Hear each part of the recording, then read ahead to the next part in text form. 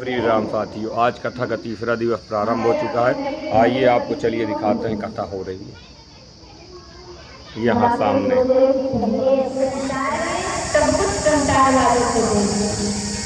अपने पास कुछ भी नहीं रखा है, सिर्फ एक चीज भगवान ने रखा है और वो क्या है? अपने चरणों में शांति। जब मन बेचैन रहता था, जब लगता है कि अब हमारा कोई अपना नहीं है, जब लगे कि घर भी अपना नहीं है, क्या आपके दुख को कम कर रही है? संत कहते हैं जब जीवन में दुख आए तो सिर्फ भगवान के दरबार में जाओ। भगवान के पास जा करके अगर आंसू बहाते हो तो भगवान उस दुख को कम कर देते हैं, समाप्त कर देते हैं। परंतु संसार वालों के पास अगर दुख रोने जाओगे तो बढ़ाएंगे नहीं और बढ़ा देते हैं, वो कौन समाप्त। अगर जीवन में परिवर्तन आ गया तो समझ लो कि हमारी कथा का सफलता हो गया। जो आपने 3 घंटे 5 घंटे समय दिया है ना, और अगर जीवन वही रह गया, वही दुनिया की निंदा चुगली। कहते हैं ना कि जैसे जो कान भगवान की कथा नहीं सुनता वो सांप के दिल के समान।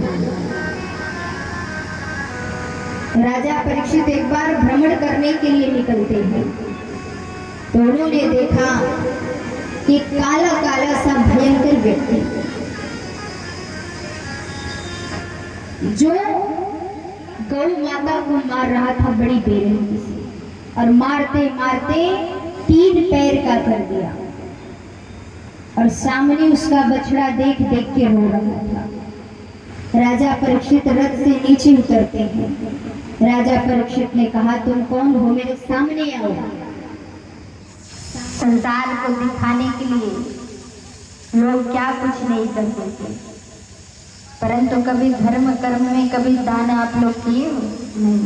जो आपको यहाँ का किया हुआ वहाँ जाएगा, उसके लिए कोई विचार नहीं करता, लेकिन संसार को दिखाने के लिए समीप ऋषि का एक आश्रम होता है।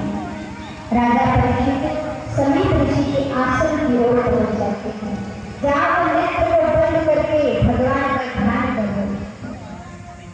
एक बार 2 बार राजा परीक्षित ने आवाज दी, लेकिन समीप ऋषि सुनते नहीं। किसकी माना जाए? जयकारा अगर नहीं बोलोगे तो मैं कर रहा रहना हो। यहाँ से नहीं, यहाँ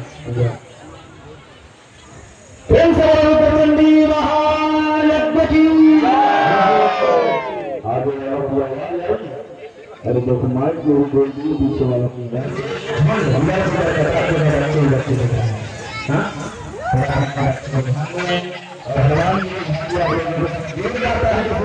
भगवान